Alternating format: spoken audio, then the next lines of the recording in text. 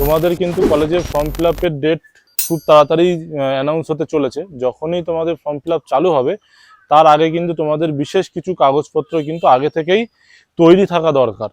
Autonomous যে college বা autonomous যে ইউনিভার্সিটি যেগুলো রয়েছে, সেরকম ইউনিভার্সিটি বা কলেজে হয়তো অ্যাডমিশন শুরুও হয়ে গিয়েছে। যারা এই বছর কলেজে ভর্তি হতে চলেছো, ভিডিওটি আজকে তাদের জন্যই। যারা বিএ, বিএসসি, বিকমে ভর্তি হবে তাদের জন্য কিন্তু আমি আজকে স্পেশালি ভিডিওটা বানাচ্ছি। এটা কিন্তু কোনোরকম কোনো ইঞ্জিনিয়ারিং যারা পড়তে চাইছে, মানে যারা এইচএস পাস আউট করে যারা বিটেক করবে বা সামথিং, তাদের জন্য কিন্তু নয়। যারা জেনারেল লাইনে পড়াশোনা করতে চায়, বিএ, বিএসসি, মেনলি তাদের জন্যই আজকে আমার এই ভিডিওটি। তো তোমরা যারা ইঞ্জিনিয়ারিং পড়তে চাও তাদের নিয়ে আলাদা আমি ডেডিকেটেড ভিডিও বানাবো, বাট এটা জেনারেল লাইনে ক্যান্ডিডেটদের জন্য। যদি ইঞ্জিনিয়ারিং ক্যান্ডিডেট কেউ দেখে থাকো তাহলে তোমরা ভিডিওটি স্কিপ করে যেতে পারো। মোটামুটি 2019 সাল 19-20 মানে বিফোর করোনার আগে আমরা যখন কলেজে পড়তাম সেই সময় আমাদেরকে কলেজে ভর্তি হওয়ার সিস্টেম এমনটা ছিল যে আমাদের ইন্ডিভিজুয়ালি প্রত্যেকটা কলেজে যেতে হতো, গিয়ে লাইনে দাঁড়িয়ে সেই কলেজে একটা সার্টেন অ্যামাউন্ট মানে জমা দিয়ে সেখানকার অ্যাডমিশন ফর্ম আমাদেরকে তুলতে হতো। সেটা college A college, B college, C college, মানে আমরা যেই 5টা কলেজে ফর্ম তোলার আমাদের টার্গেট থাকতো তাহলে আমাদের 5টা কলেজে গিয়ে ফর্ম তুলতে হতো একটা টাকা দিয়ে। তারপরে আবার জমা দেওয়ার জন্য আবার লাইন দিয়ে সেখানে জমা দিতে হতো।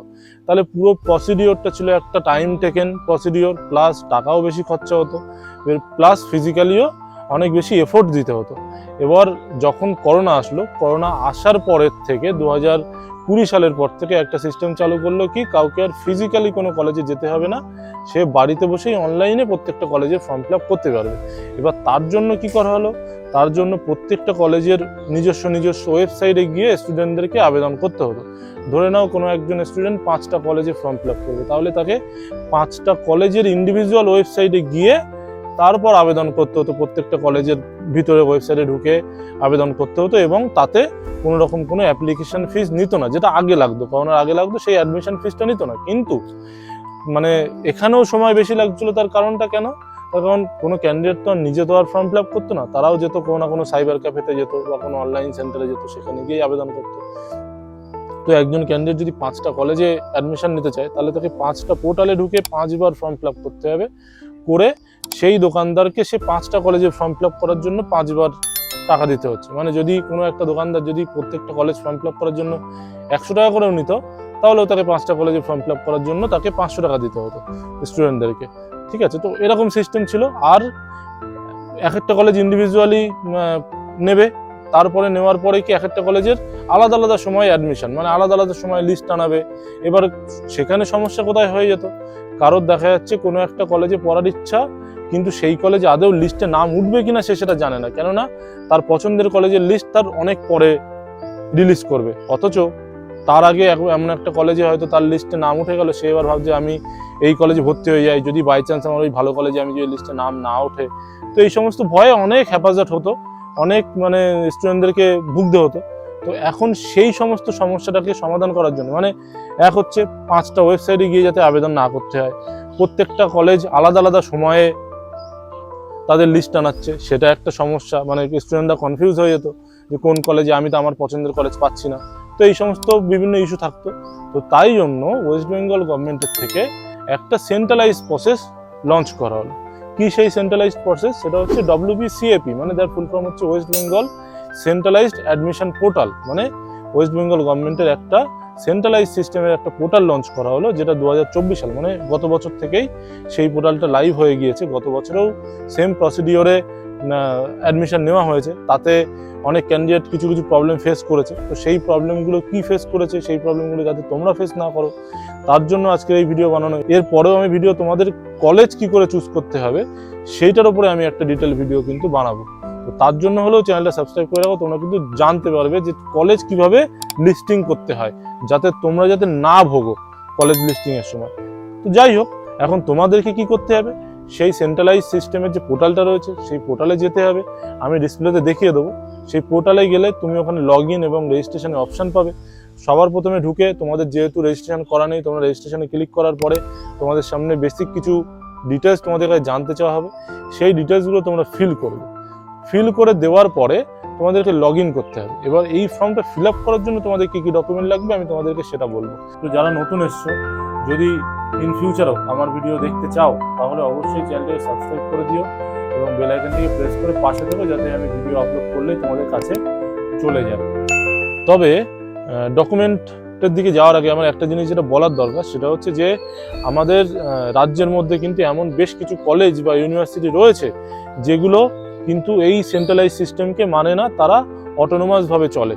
সেরকম অটোনোমাস যে কলেজ বা অটোনোমাস যে ইউনিভার্সিটি যেগুলো রয়েছে, সেরকম ইউনিভার্সিটি বা কলেজে হয়তো অ্যাডমিশন শুরুও হয়ে গিয়েছে। এবার কোন কোন কলেজ ইউনিভার্সিটি অটোনোমাস সেইগুলো যদি জানতে হয়, তাহলে আমার কিন্তু এর আগে একটা ভিডিও আপলোড করা আছে। সেই ভিডিওটা দেখলে তোমরা বুঝতে পারবে যে সেন্ট্রালাইজ সিস্টেমটা অ্যাকচুয়ালি কি, আর কোন কোন কলেজ বা ইউনিভার্সিটি রয়েছে যেগুলো অটোনোমাসভাবে চলে। তো তোমরা পুরো একটা ধ্যান ধারণা পেয়ে যাবে ওই ভিডিওটা দেখলে। ওই ভিডিওর লিঙ্ক আমি কিন্তু আমার ডেসক্রিপশনে দিয়ে দেবো, তোমরা কিন্তু সেখান থেকে চেক করে নেবে। আর পারলে আমি আই বাটনেও দিয়ে দেবো, তোমরা সেখান থেকেও ক্লিক করে ওই ভিডিওটি দেখে নিতে পারবে। তো এবারে চলা যাক ডকুমেন্টের দিকে। ডকুমেন্ট যেগুলো তোমাদের সবসময় হাতে রাখতে হবে, আর কিছু ডকুমেন্ট আছে যেগুলো তোমাদের তৈরি থাকবে না, সেগুলোকে তৈরি করে নিতে হবে। সেগুলো হচ্ছে যে তোমাদের প্রথম কথা এইচএস পাস করছো, তোমাদের একটা অ্যাডমিট কার্ড থাকবে, এইচএসের রেজিস্ট্রেশন থাকবে এবং মার্কশিট থাকবে এবং সার্টিফিকেট থাকবে। এই চারটে তো ম্যান্ডেটারি। তাছাড়াও কিন্তু তোমাদের একটা মোবাইল নাম্বার এবং ইমেল আইডি লাগবে ফর্ম ফিল আপ করার সময়। আর এছাড়া কি লাগবে, তোমাদের ব্যাংকের পাসবই লাগবে। অনেক ক্যান্ডিডেটই থাকে যাদের ব্যাংক পাসবই থাকে না, যাদের বাবা মা বা গার্জিয়ানদের সঙ্গে ব্যাংক পাসবই মানে জয়েন্ট অ্যাকাউন্ট থাকে, তো তাদের কিন্তু ইন্ডিভিজুয়াল অ্যাকাউন্ট কিন্তু লাগবে। তো তোমরা যাদের অ্যাকাউন্ট নাম্বার নেই, তারা অ্যাকাউন্ট নাম্বার খুলিয়ে নাও। আর অ্যাকাউন্ট নাম্বার করার সময় কিন্তু তোমাদের প্যান কার্ড কিন্তু জরুরি হবে।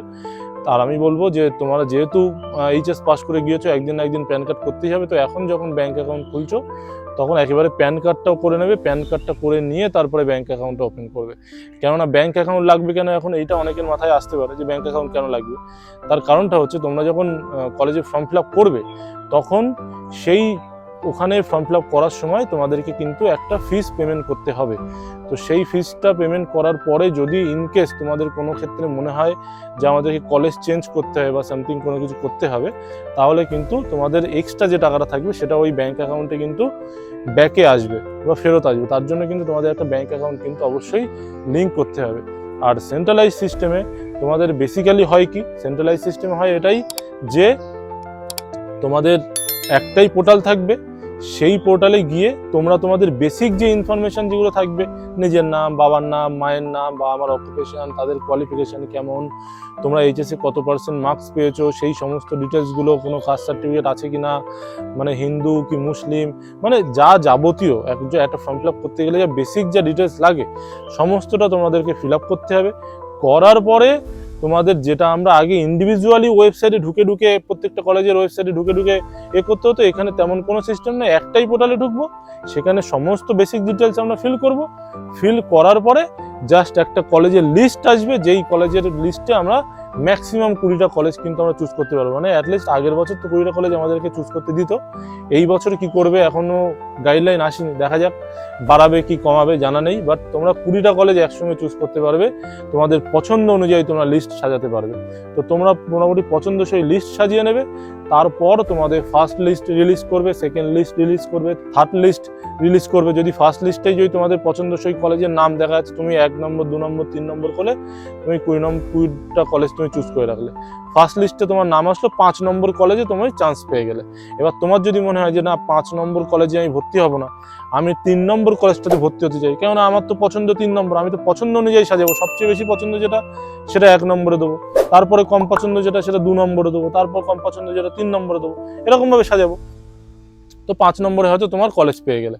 তোমার যদি মনে হয় যে আমি 5 নম্বরের লিস্টে 5 নম্বরে যে কলেজের নামটা আছে আমার সেটা আমার পছন্দ না, কলেজটা আমি ওতে ভর্তি হব না, আমি আর একটু টাইম নিই, তাহলে সেকেন্ড লিস্টের জন্য ওয়েট করতে পারো। সেকেন্ড লিস্টে যদি তোমার 4 নম্বর কলেজে উঠে আসো, আপডেট হয়ে আসো, তাহলে তোমরা আপডেট হয়ে গেলে, তাহলে তুমি 4 নম্বরে ভর্তি হয়ে গেলে। এইভাবে কিন্তু তোমাদেরকে ওয়েট করে আপডেট হতে, তারপর তোমরা যখন ভর্তি হবে, লিস্ট হওয়ার পরে যখন তুমি ফাইনালাইজ করবে, তারপর তোমাকে পেমেন্ট করতে হবে।